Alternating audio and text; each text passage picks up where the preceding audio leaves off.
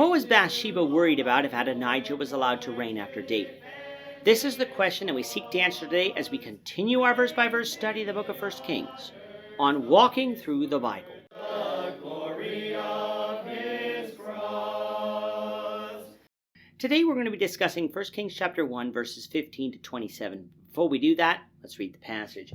If you have a Bible with you, turn to 1 Kings chapter 1, verse 15. But if you don't have a Bible, don't worry. Just follow along with us on the screen. The version that we'll be reading from is the New King James Version. So 1 Kings chapter 1, beginning at verse 15. So Bathsheba went into the chamber to the king. Now the king was very old, and Abishag the Shunammite was serving the king. And Bathsheba bowed and did homage to the king. Then the king said, "What is your wish?" Then she said to him, "My lord, you swore by the Lord your God to your maidservant, saying, Assuredly Solomon your son shall reign after me, and he shall sit on my throne. So now, look, Adonijah has become king, and now, my lord the king, you do not know about it. He has sacrificed oxen and fatted cattle and sheep in abundance, and has invited all the sons of the king, Abiathar the priest, and Joab the commander of the army. But Solomon your servant he has not invited. And as for you, my lord, O king, the eyes of all Israel are on you, that you should tell them who will sit on the throne of my lord the king after him. Otherwise it will happen, when my lord the king rests with his fathers, that I and my son Solomon will be counted as offenders." And just then, while she was still talking with the king, Nathan the prophet also came in. So they told the king, saying, "Here is Nathan the prophet." And when he came in before the king, he bowed down before the king with his face to the ground. And Nathan said, "My lord, O king, have you said, Adonijah shall reign after me, and he shall sit on my throne? For he has gone down today and has sacrificed oxen and fatted cattle and sheep in abundance, and has invited all the king's sons and the commanders of the army, and Abiathar the priest. And look, they are eating and drinking before him. And they say, Long live King Adonijah. But he has not invited me your servant, nor Zadok the priest, nor Benaiah the son of Jehoiada, nor your servant Solomon. Has this thing been done by my lord the king? And you have not told your servant who should sit on the throne of my lord the king after him?" In our last lesson, we began our study of 1 Kings by noting now that David is near death, which according to 2 Samuel meant that he was about 70 years old. His health was failing to the point that he couldn't keep warm when covered. Abishag, a young Shunammite virgin, was brought in to be his nurse, and it was assumed by those close to David that she would become his concubine so that he could engage in a sexual relationship with her that might allow him to remain warm. Such a relationship did not occur, however. While this was going on, Adonijah, David's oldest surviving son, was taking steps to become the king of Israel and even be recognized as the next king before David died, so that the transition to him would be a foregone conclusion once David finally died. Part of David's court, including Abiathar the high priest and David's general Joab, followed after Absalom. Zadok the high priest, along with Nathan and others, did not, however.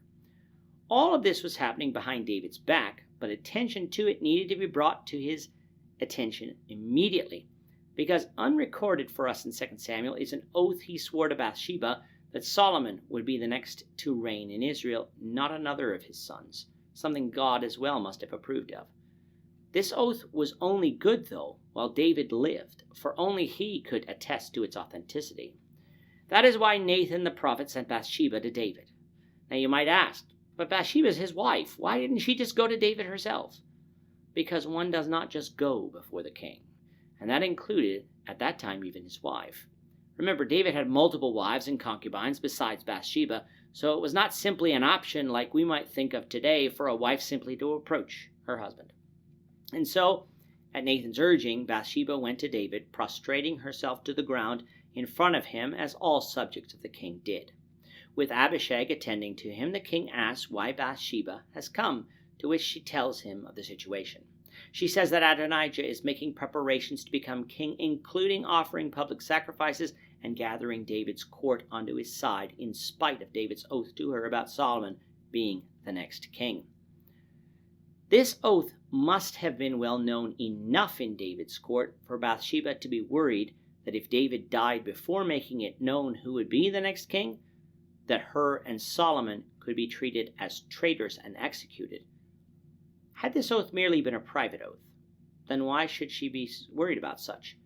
To avoid such a predicament, she and Solomon could have simply remained quiet and acquiesced to Adonijah being king following David's death, had David done nothing.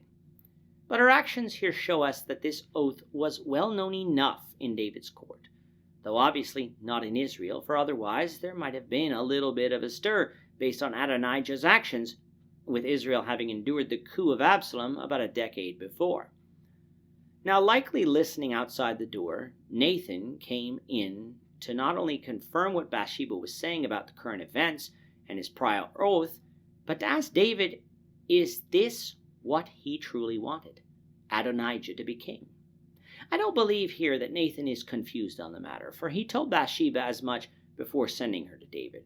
Rather, I believe Nathan is testing David's mental acuity here. He knew of the oath, but did David remember it? Had David been tricked by Adonijah or someone aligned with Adonijah to make Adonijah king instead of Solomon, much like Isaac was tricked into blessing Jacob instead of Esau?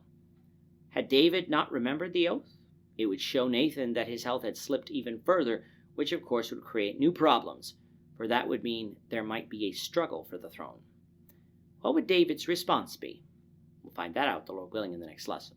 With that, our time is up for today. The Lord willing, we hope you'll join us for tomorrow's discussion of 1 Kings chapter 1, verses 28 to 40, as we continue our walk through the Bible, one verse at a time. Thank you for watching today's episode. We hope that you found it edifying and ask that you not only subscribe to our channel and podcast, but that you like and share this episode among your friends, so that the saving gospel of Jesus Christ can go out to the whole world.